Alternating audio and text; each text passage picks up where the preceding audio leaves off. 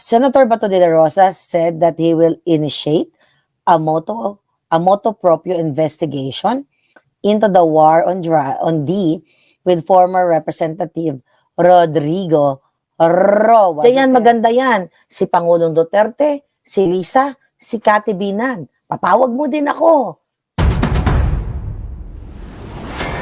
Senator Bongo.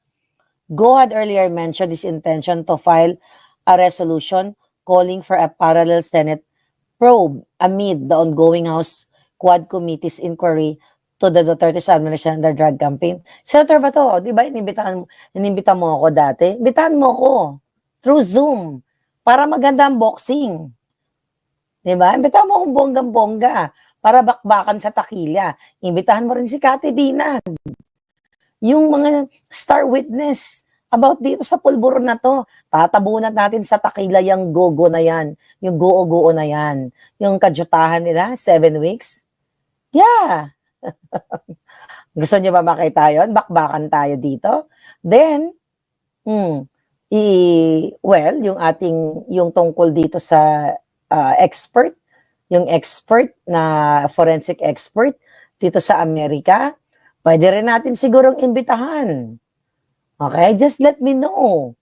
At tanong ko muna siya kung gusto niya mag-testify. Ang saya nito, palangga. Okay, tignan natin.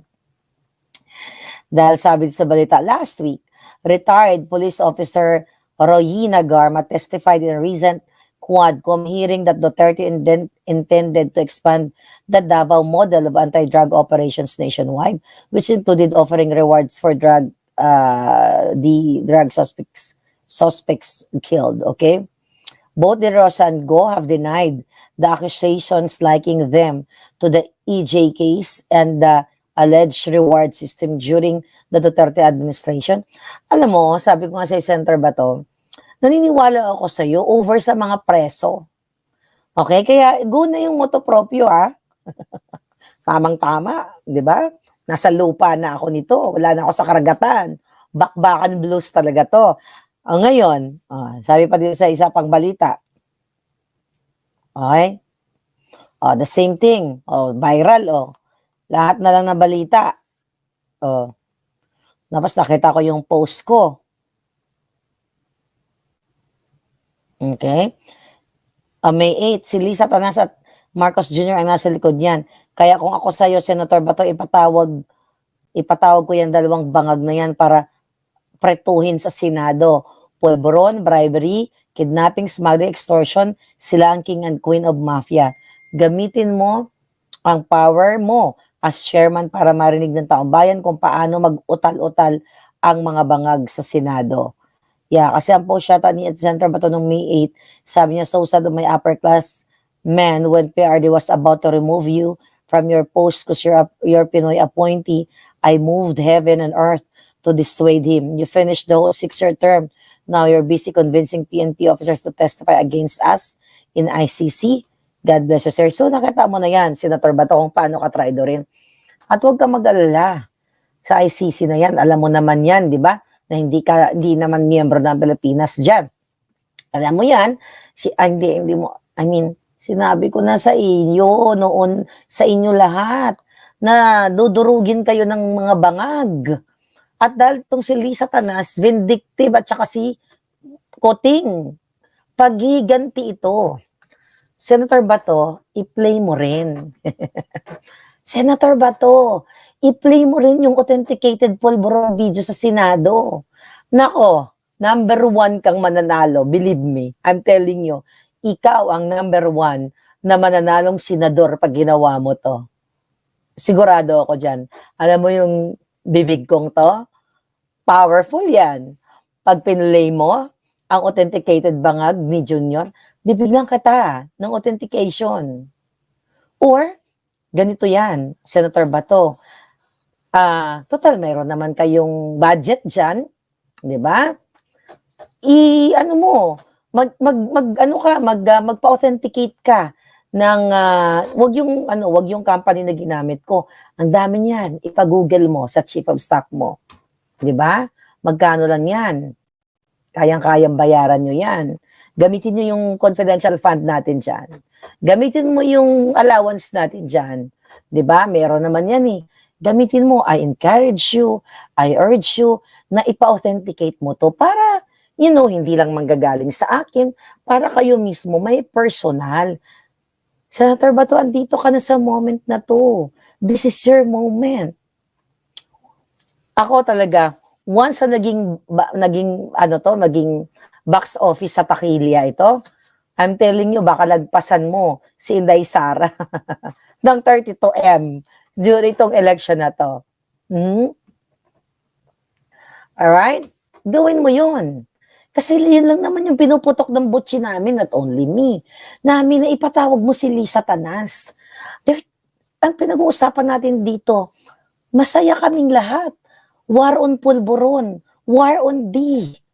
Ako mismo magsasabi ako sa iyo, kamag-anak, kaibigan, tinanong ko sila lahat. Well, alam nyo yan.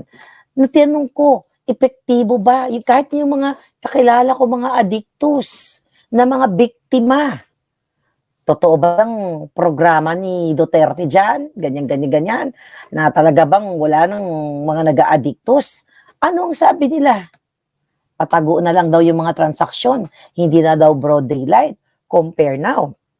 Kaya nga, Senator Bato and Senator Bongo, sama mo na si Senator Robin Padilla na nandyan kayo sa isang committee na yan, ipatawag mo na. Pero I suggest you, Senator Bato, this is your last straw, ika nga. This is your last chance para sa mamamayang Pilipino. Paki-authenticate po. Ako, from the bottom of my heart, galit lang ako pag nagbablog ako kasi hindi naman, nagagalit ako, hindi naman personal ko dahil di ako nabigyan ng pabor eh. Galit ako kasi ayaw mo ipatawag yung mga polboronic. Galit ako kasi ayaw mo patawag si Lisa Tanas. Senator Bato, mas powerful ka sa kanila ngayon. You are the chairman of that committee on D. Go for the gold. Durugin natin sila. Kung ginawa nilang 7 months, pinoliticize nila yung kay Alice Go, alam nyo naman yan, na yung sa Pogo-Pogo, tignan mo ang ending kayo. Hindi kasi abi ka mo magpamati eh. Diba? Ayaw nyo mamati eh. Diba? Ang ending kayo, go, Pogo-Pogo. Ang ending kayo, kaluoy man si Pangulong Duterte, si Senator Bongo. Kayo, tignan ninyo, nagkamali ba si Inday Marlica? Hindi. Kaya I'm so happy na magbubukas ka ng committee na ito at nakakatuwa. This is so exciting. Ito yung aabangan namin. Kumbaga, Senator Bato, ito lang yun eh. Make or break. If you do this, hindi ka magkakamali. Paghandaan mo tong hearing na to. Jugjugin mo lahat. Ipatawag mo si Lisa. Diyan, maganda yan. Si Pangulong Duterte, si Lisa, si Cathy Binan. Patawag mo din ako sa Zoom. Para magharap-harapan kami ni Lisa Tanas. Para sabihin ko, harap-harapan, tanungin mo rin ako kung paano ako tinuruan pinush ni Lisa Tanas na i-appoint ang kanyang bangag na asawa sa agriculture at i-push si Senator Go at saka si Pangulong Duterte. Wala naman ako direct contact kay Pangulong Duterte, di ba? Ipatanong mo sa akin, magtanong ka kay Marlica, ibibigay ko lahat sa'yo ng detalye. Lahat ng alam kong detalye. Kasi itong ginagawa sa inyo, paghihiganti ito. Hindi pa ba malinaw sa sikat ng araw na lahat kayo tinarget? Inday Sara. Akala nyo kasi siguro, hindi kayo kakantiin ni Lisa Tanas. Kakantiin kayo lahat. Lahat ng Bisaya, katulad ko, buburahin nila sa political spectrum. Pero hindi naman sila magwawagi.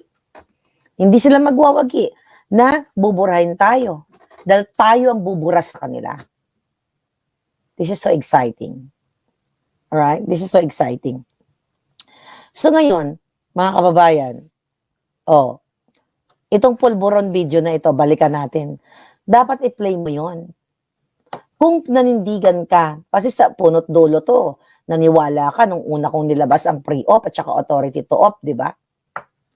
Ipatawag mo si Morales kasi sinabi na ni Morales na ang kanyang informant, although patay na, ay si Bong Daza, na na asawa ni Gloria Diaz. Sinabi na yan ni Agent Morales. So, another yan.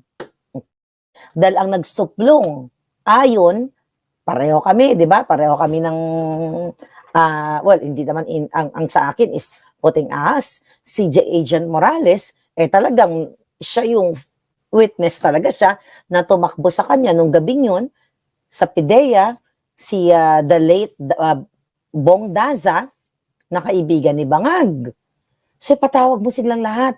The best mong ipatawag si Cathy Binag para harap-harapan sila ni Lisa Tanas. Para makita natin kung maano maging mukhang basura si Lisa Tanas sa beauty ni Cathy Binag. 'Di ba?